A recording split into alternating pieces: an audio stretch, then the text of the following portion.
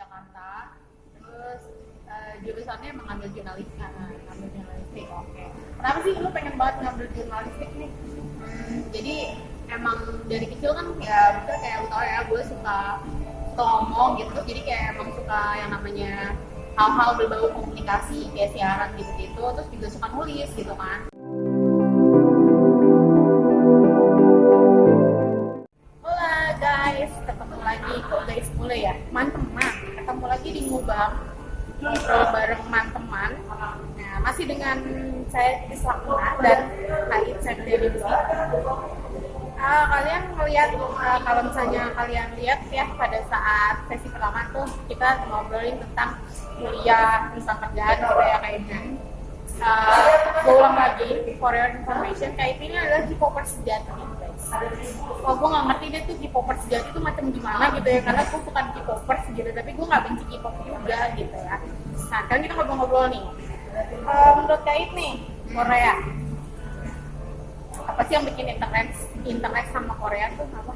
Gua atau secara keseluruhan orang-orang Secara lo aja dulu terus habis itu secara umum. kalau gue pribadi awalnya gue ngeliat Korea tuh maksudnya nice tuh kayak maksudnya gini loh, mereka tuh kan negara kecil yang ya elah dibanding Indonesia tuh nggak beda apa-apanya lah. Indonesia mah luas banget gitu kan, rakyatnya juga lebih dari 200 juta jiwa. Nah Korea tuh nggak sampai kayak gitu, tapi kok ya bisa gitu, maksudnya wave-nya dia, gelombangnya dia tuh benar-benar nyampe hampir seluruh dunia gitu kan ya, maksudnya entah dengan drama Koreanya, musik Koreanya, even sampai teknologinya kayak kita pakai Samsung apa semua, maksudnya kayak dalam semua lini kehidupan sekarang tuh kayaknya Korea gitu kan ya, maksudnya dia sudah menjadi salah satu negara yang diperhitungkan gitu kan. Padahal kalau misalnya dilihat secara kemerdekaannya, Indonesia tuh merdeka jauh lebih dulu. Indonesia kan 45 ya, gue lupa Korea tuh 47 atau 49 ya, pokoknya kita tuh lebih dulu gitu. Tapi nah makanya di situ awalnya sih gue amazing kayak wah ini negara yang tadinya kecil bukan apa-apa tapi bisa kayak gitu kan. Terus ya udah, terus gue dengerin musiknya, terus gue suka setuju gitu kan, dan sampai sekarang suka setuju gitu. Yang musiknya maksudnya oke, ya nggak norak gitu kan, maksudnya gue suka dan hebatnya dengan musiknya mereka yang maksudnya gini, kalau musik barat itu dengan bahasa Inggris udah biasa ya dari dulu emang udah semuanya, maksudnya udah tahu dunia. Tapi dia bisa pakai bahasanya dia, bahasa Korea itu bikin seninya, terus bikin orang-orang di negara lain tuh even bule-bule dia jadi pengen belajar bahasa Korea, dengerin musik Korea gitu. Nah ya gue tertarik di situ sih, tertarik dengan bagaimana strategi dia, maksudnya mendukung pemerintah mereka kan sangat mendukung industri kreatifnya ya. Jadi salah satu instrumen pertumbuhan ekonominya itu ya dari salah satunya dari industri hiburannya juga. Dan tambah lagi ya gue harus suka juga, misalnya dramanya bagus, musiknya bagus ya, jadi gue suka. Ya teman-teman, jadi kalau misalnya gue nggak tahu nih, Kait sebenarnya fanatik nggak sih sama Korea? Gue sih kalau dibilang fanatik banget yang sampai semua harus Korea nggak juga, tapi gue emang suka banget sama Suju ya, Super Junior itu. Nggak tahu ini bisa dibilang fanatik atau enggak, tapi gue akan selalu datang kalau mereka konser di Indonesia gitu kan. Terus waktu gue ke Korea juga gue datang ke kafe-kafe mereka gitu kan, nyamperin mereka kayak gitu-gitu. Ya gue suka, tapi kalau misalnya harus Korea, misalnya kayak harus yang handphone gue Samsung, handphone gue Samsung apa ya, tapi kalau misalnya harus semua mau Korea sih nggak juga. Tapi kalau Suju ya iya gue suka banget sih, maksudnya emang bener-bener yang menginspirasi gue juga untuk misalnya kayak gitu. Waktu itu emang awal-awal gue Korea, gue pengen ketemu ke kafe Suju. Kayaknya kan pernah ke Korea nih, selain ke kafenya Suju di Korea nih, buat teman-teman yang belum tahu Korea seperti apa ya, termasuk gue juga sih sebenarnya. Gue paling jauh baru ke Malaysia doang gitu ya, Korea belum ya, next time maybe ya, amin gitu ya. Nah, Kait pada saat kemarin di Korea, apa yang bisa diambil hikmahnya lah itu dalam perjalanan itu? Karena kan tadi kan dibilang kafenya Suju ke ini segala macam gitu ya. Nah, selain ke kafenya Suju nih, apalagi? Pertama sih waktu itu kesan pertama ketika gue sampai ke Korea adalah orangnya jutek-jutek. Nggak, soalnya bukan jutek sih, tapi mungkin budayanya beda ya. Maksudnya gini, kan kalau misalnya gini, kalau lo misalnya datang ke misalnya lo mau ke Bandung nih ya, terus lo ke stasiun di Bandung, lo akan terbiasa kayak misi mau tanya kalau misalnya kereta ke Bandung kemana ya, terus lo akan jawab ini kak gitu kan ya. Tapi kalau di Korea lo nggak bisa, lo nggak usah nanya sosok manis gitu karena dia juga jawab nggak sosok manis. Lo nanya apa ya akan dijawab dengan apa, misalnya nanya orang di jalan ini gimana ya dia langsung gini gitu. Tapi yang itu yang pertama gue gini banget sih. Masa gue terbiasa orang Indonesia yang penuh dengan dan penuh dengan basa-basi gitu ya. Jadi gue kayak awalnya gini oke gitu. Nah di situ tapi itu pesan kedua gue adalah rapi gitu, rapi dan bersih gitu kan. Jadi pas gue turun di bandara, ini contohnya kan gue waktu itu gue lapar banget ya. Terus gue makan di bandara tuh makan KFC. Nah waktu itu kan di kita tuh di KFC kita ya belum terbiasa kayak beres-beresin makanan sendiri apa segala macem. Nah di sana tuh udah gitu. Jadi pas bersih banget tuh KFC-nya, nggak ada tuh habis makan meja segala macam berantakan gitu nggak ada. Karena terus gue sama teman-teman gue kayak habis makan ngapain nih? Terus gue ngeliatin jadi habis makan dibuang-buangin sendiri apa udah disediain juga tempatnya kayak gitu. Jadi si kasirnya beneran gak capek, dia gak keluar sama sekali dari tempat kasir, kayak dia cuma di situ gitu. Jadi kayak gitu bersih dan bersih, rapi, dan emang maksudnya gini, kalau menurut gue ketika ke Korea itu memang semua orangnya dandannya kayak di drama Korea. maksudnya karena mereka Korea ya jelasnya putih-putih gitu kan, terus mereka juga rambutnya emang pada diwarnain kayak gitu lah ala-ala drama Korea. Jadinya seru, maksudnya keren-keren ya, maksudnya gaya-gaya orang di sini gitu kan. Cuma ya ditanya tapi ya lo pokoknya jangan pakai gitu, jangan dipakai itu di parung lah ya. Dikatain orgi lo pakai jas panjang, rambut lo diwarna-warnain, anak ayam kali lo kan. Tapi yang pasar-pasar iya, tapi kalau misalnya gue pas sekarang emang kayak di drama ya kayak gitu. Terus pas lagi Korea juga satu yang bikin gue amazing pas di Korea adalah pas gue naik pokoknya gue udah naik kereta dari Seoul sampai Pulau Nami gitu lah ya. Nah itu kan gue pengen tuh ya gue bener-bener pengen tuh banget gitu kan. Kalau udah pengen tuh nggak bisa ditahan. Nah terus gue nyari tuh kamar mandi tuh mana ya, kamar mandi mana gitu. Ada lambang toilet tapi pas gue datangin mana sih kamar mandi nggak ada gitu. Gue udah bener-bener kebelet banget, gue pengen keluar banget gitu kan di situ. Habis itu gue nggak tahu tuh dipencet tombol kayak di dinding gitu. lift gitu. Enggak, itu dalam kereta, jadi kereta jalan. Jadi keretanya jalan, terus dia mencet kayak tembok gitu, tapi ada tombol dipencet. Tahu-tahu temboknya kebuka sih, itu kayak gitu. Itu kenoraan Iya, gitu ya. terus gue kayak, itu ternyata di situ. Terus ya udah gue nungguin dia, terus nggak ada tuh pintu, jadi dibuka kalau nggak ada, jadi pakai tombol. Terus dibuka pas kita di dalam juga otomatis udah nggak bisa karena pas ada orang di dalam, otomatis kita nggak bisa buka tuh pintu, nggak bisa pencet. Nah pas dia keluar baru gue masuk kan. Nah gue langsung kayak enak banget sumpah kamar mandinya, maksudnya gue bisa lega gitu loh, bisa aku dengan tenang, ada lukisannya segala di dalam kamar mandi, Rasa di kamar sendiri gitu ya. kayak enak banget gitu. Gue ngebandingin kayak gue kalau pulang ke Surabaya kan naik kereta juga, misalnya tuh gue kayak kalau jangan kan gue ya kalau pipis aja kan belum lagi bawa kesini harus bilang kan, terus sampai sekarang ini jauh dari itu ya. Gue pengen tidur di dalam kamar dia aja boleh, gue lama banget karena gue norak gitu kan. Dan kalau misalnya di luar ada orang nggak ada tuh, walaupun nanti gedor-gedor nggak ada dia, sampai walaupun gue lama nggak ada tuh yang ketok-ketok kayak wah nggak ada. Jadi kayak ya udah gue lama, berarti gue nggak tahu diri aja karena udah ada yang ngantri gitu di luarnya. Terus ya udah, terus gue keluar emang udah banyak orang ngantri gitu. Ya itu sih gue amazing, maksudnya ya mereka sangat tertata lah gitu, sangat rapi, dan orang-orang di sana tuh memang sangat gini. Kadang orang Indonesia ngeliat, terutama cowok-cowok ya, biasanya kalau ngatain orang Korea kan ya apa sih lah, kok laki gitu sih dan apa segala gitu. Tapi kalau misalnya kita ke sana, emang realitanya orang sana tuh sangat yang namanya memperhatikan kesehatan kulit. Karena kalau gue lihat ya, event tukang gorengan di sana itu ada momen mereka sambil dagang kayak gorengan lah, ibaratnya kalau di sini pakai masker yang kayak tisu, tau kan lo yang sheet mask gitu, sambil pakai kayak gitu. Terus kayak nenek-nenek di dalam tempat umum tuh sambil potong kuku, mani-pedi. Jadi apa ya, hal-hal kayak gitu biasa di jalan. Mungkin kalau lo ngeliat di sini ada kakek-kakek mani-pedi tuh gitu kan, tapi kalau di sana ya udah biasa. Iya, seru sih. Itu rapinya ya, karena beda budaya sih ya. Beda budaya. Indonesia sama di Korea, jadi kalian juga nggak bisa ya at least dia di sana di sini gitu kan. Cuma ya gimana ya, seenggaknya Ini kalau adalah soalnya setiap dari jadi maksudnya kayak setiap negara tuh punya ini loh. Setiap negara tuh jadi kita tuh nggak bisa ngejudge, orang ini gini ya, orang ini gitu. Karena ya setiap negara punya budaya masing-masing. Nah kayak misalnya, oh ya gue udah cerita lucu sih. Jadi waktu di kereta itu, kereta menuju Seoul Koronami itu emang agak lama, maksudnya karena emang jauh kan. Nah itu kan emang, jadi ada kereta itu ada dua bagian. Jadi ada yang duduk sama yang berdiri. Jadi beda tuh apa sih kalau gerbongnya beda. Nah kalau yang duduk tuh emang dia pesen tiket sebelumnya. Tapi kalau lu kayak baru naik random hari itu, ya lo berdiri kan. Nah di perjalanan yang sekitar 1 jam itu kalau misal orang-orang Korea atau orang negara lain sih itu mereka pada diri kan, karena ya emang harus diri gitu. Tapi ada sekumpulan ibu-ibu Indonesia gitu, ya namanya mama gitu kan, udah suka-suka aja duduk aja di situ. the power of mama. Dan itu orang Indonesia itu dia pada ngeglesor.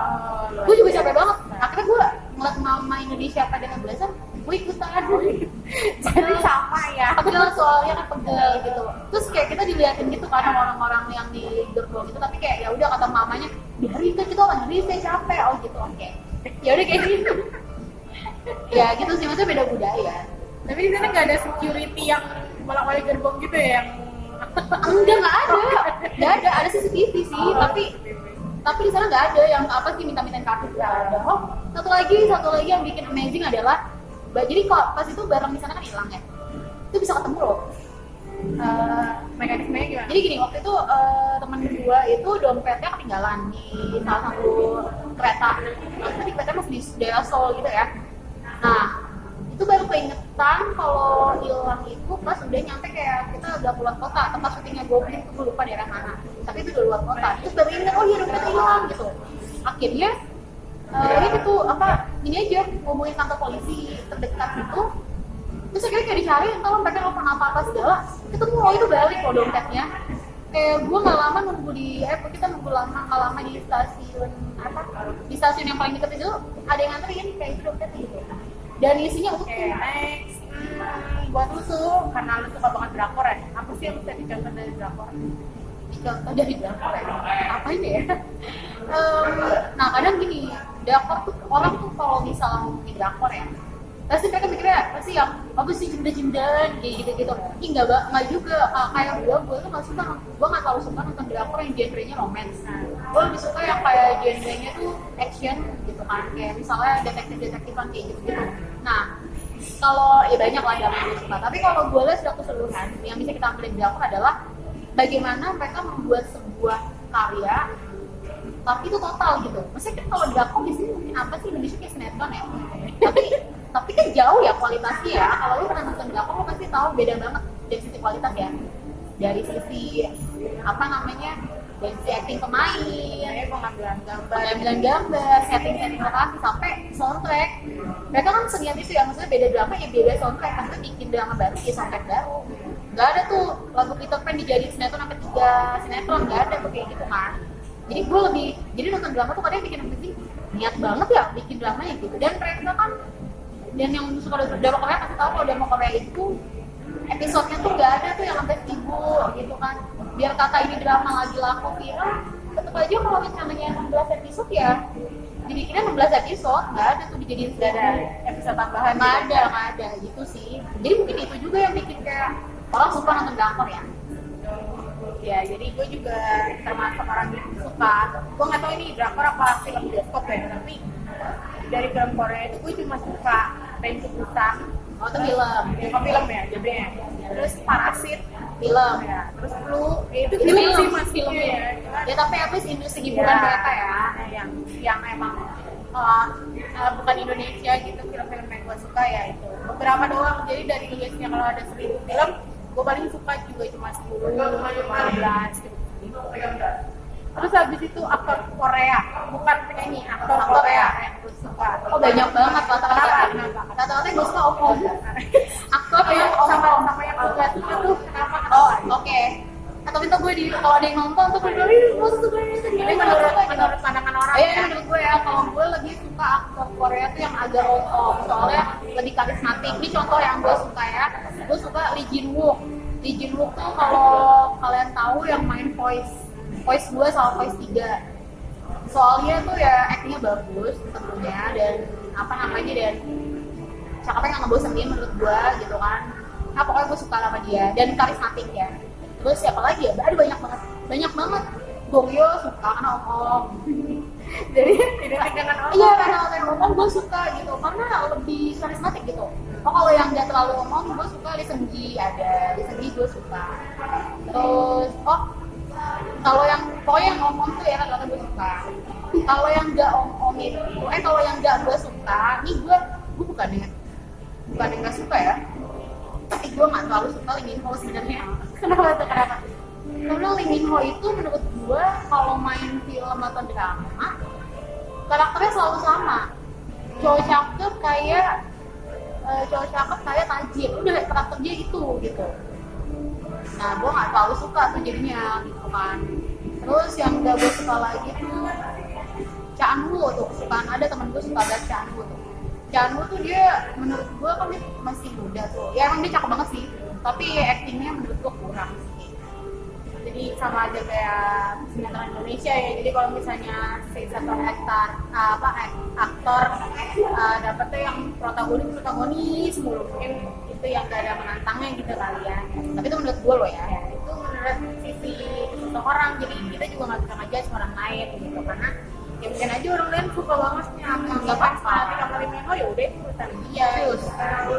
Oke, terus habis itu pesan-pesan lu nih buat penikmat drakor itu apa? Jangan lupa waktu. Dia jangan lupa waktu. Terus juga ini sih, halu boleh, tapi halunya tuh jangan halu banget gitu. Jangan lewatin ambang batas. Gitu, jadi kayak misalnya nih lu suka banget sama Lee Min Ho, lu sampai yang ya ampun Lee Min Ho, wah keren banget. Akhirnya aku nggak mau nikah gara-gara nggak ada cowok kayak Lee Min Ho di bumi ini gitu kan. Ya jangan. Anda ukur diri Anda sendiri. Ya maksudnya atau bedakan dengan realita dan kesukaan lo gitu. Ya misalnya gue idola Korea tuh banyak, tapi ya maksud gue itu hanya batas idola aja deh, ya halu-halu mah ya ada lah. Cuma maksudnya yang penting tuh ibaratnya lu jangan lupa ke tanah lah gitu kan. Terus satu lagi mungkin kalau lu suka nonton drakor, itu perbanyak nonton drakor genre lain. Jangan misalnya lu suka drama romance Lee Min Ho, lu tonton Lee Min Ho aja. Tapi banyak banget loh drama Korea tuh kayak ada genre science, genre action kayak gitu-gitu, horror segala macam, banyak banget. Jadi bisa macam-macam tuh tontonannya. Mungkin sebagai referensi juga gitu, jadi nggak kayak apa ya, kayak burung dalam sangkar gitu kali ya. Jadi nggak ini cuma itu aja ya, fokus cuma maksudnya kayak gitu juga gitu. Oke, terus habis itu kalau misalnya pesan-pesan lo nih buat ada yang pengen jadi reporter itu apa? Belajar, kamu belajar nggak ya gitu? Ya mas, gini pertama-tama menurut gua kalau pengen jadi reporter itu atau pengen jadi jurnalis, pastiin dulu emang beneran pengen. Karena kalau misalnya lu pengen tajir gitu ya, itu bukan jadi jurnalis jawabannya. Karena ya pekerjaan ini tidak akan membawa lu sampai setajir Bakri, nggak akan. Kalau lu mau yang tajir ya lu jadi pegawai Pertamina aja gitu kan. Kalau ya pengusaha gitu. Kalau misalnya tujuan lo untuk menjadi tajir, itu bukan pekerjaan ini. Terus kalau misalnya lu adalah orang yang lu baperan gitu kan, sebaiknya sih lu mikir lagi kalau mau jadi jurnalis gitu kan. Karena makan hati aja sih di sini. Ya maksudnya karena kan kita ya gitulah, kadang kita harus ya tidak diomelin narasumber kayak gitu segala macam kayak gitu. Jadi sih menurut gua sebelum lu memutuskan untuk ke jalur ini, pastiin dulu, lu cari tahu dulu seberapa kayak gimana sih sebenarnya kerjaan ini gitu. Jangan pikirin keren ya jadi ini, tapi lu akhirnya kan pas lu masuk ternyata nggak seperti yang lo harapin, kan lu kecewa gitu. Jadi ya pasti dulu lu beneran mau di sini dan yakin, karena banyak loh kayak teman-teman gue misalnya dulu kita sama-sama kuliah jurnalis, tapi cuma beberapa yang akhirnya nemuin bener-bener mau jadi wartawan. Karena ketika udah tahu kerjaannya gini, terus kan wartawan juga kerjaannya ini ya, maksudnya kita tuh bisa 24 jam. Kalau misalnya ada kasus-kasus yang belum selesai, kita bisa beneran 2 hari nggak pulang pun bisa kayak gitu. Ya gitu, jadi akhirnya maksudnya gue berkaca dari teman-teman gue sendiri di dalam jurusan gue yang ada sekitar 90-an, akhirnya terus jadi jurnalis cuma beberapa gitu. Jadi beneran pas kalau lo mau jadi jurnalis pasti lu benar-benar emang mau di jalur ini gitu. Terus habis itu kalau pesan-pesan buat adik-adik nih yang pengen ambil kuliah jurusannya sama kayak lo apa aja? Maksudnya gimana?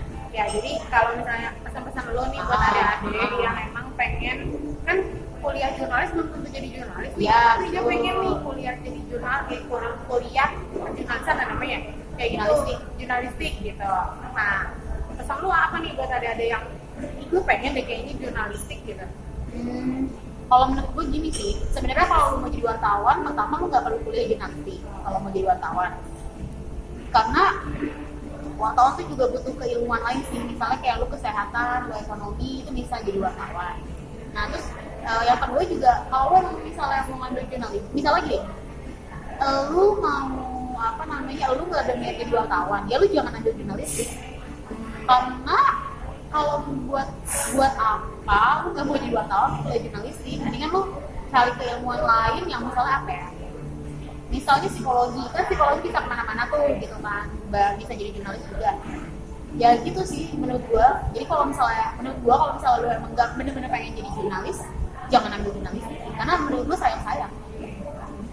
Jadi intinya jangan pernah ngambil satu jurusan karena temen ya, benar. karena ada temen di situ, terus habis itu karena kelihatannya wah keren, terus kayak aku pengen kayak di jalur itu gitu, pengen kayak Raya maksudnya udah materi gitu ya. Ya, Karena kita nggak pernah tahu jalan hidup ya, jadi gue juga pengen cerita juga sama kalian dikit aja. Jadi gue tuh sebenarnya kuliah kebidanan 3 tahun, terus tapi gue nggak pernah jadi bidan seutuhnya. Jadi gue pegang pasien itu cuma 1-2 tahun, sisanya gue ngajar. Nah itu gue lulus di tahun 2013 gue full ngajar sampai sekarang. Nah akhirnya gue tidak meneruskan kebidanan gue masuk ke kesehatan masyarakat. Nah akhirnya STR gue berbalik lah gitu. Jadi kita nggak pernah tahu kita suksesnya di mana, minat lu apa, itu aja. Ya, jadi kalau misalnya lu minat di jurnalis dan lu ngerasa jurnalis itu dunia lu, ya udah tekunin gitu. Tapi kalau misalnya lu tidak punya itu, jangan coba-coba menyemplungkan diri ke situ. Siapa tahu gini ya, jangan, itu tidak disarankan gitu ya. Dan diskusi aja ya sama orang tua. Tapi jangan ngotot juga. Maksudnya kalau misalnya orang tua lu pengen lu nya ke A, tapi lu nya pengen ke B, coba diskusi ambil jalan tengah. Gitu. Karena nantinya takutnya kalau misalnya kita terlalu patokan sama orang tua, lu nggak dapet sense di diri lu tentang apa namanya ya. Tapi kalau lu ngotot juga di diri lu, takutnya juga ada pandangan orang. Kamu tuh udah ngeliat bakat ini lo dari kamu, jadi semuanya bisa dibicarakan. Oke, kalau gitu thank you Khalid. Terima kasih banyak atas ngobrol kali ini. Teman-teman juga aku rasa bisa ngambil ilmu yang bermanfaat ya, yang bagus-bagus diambil, yang nggak bermanfaat, yang canda-candaan kelewatan, mohon maaf dan dibuang aja ya. Baik, kalau kalian suka sama video ini, silahkan kalian like, kalian share ke semua sosial media kalian. Terus kalian juga bisa follow IG kita berdua ya, nanti aku tulis di bawah sini IG aku sama IG Kak Iin. Oke, terima kasih untuk yang sudah menonton hari ini. Kita ketemu lagi nih di minggu depan karena program ini kita tayang di Sabtu kalau nggak Minggu, di weekend ya. Dan semoga sih bisa Sabtu dan Minggu gitu ya. Untuk pertama-tama ini kita coba kalau nggak Sabtu atau Minggu ya. Oke, sampai ketemu lagi di weekend selanjutnya teman-teman. Tetap di ngobrol bareng teman-teman di Lakuna Channel. Bye.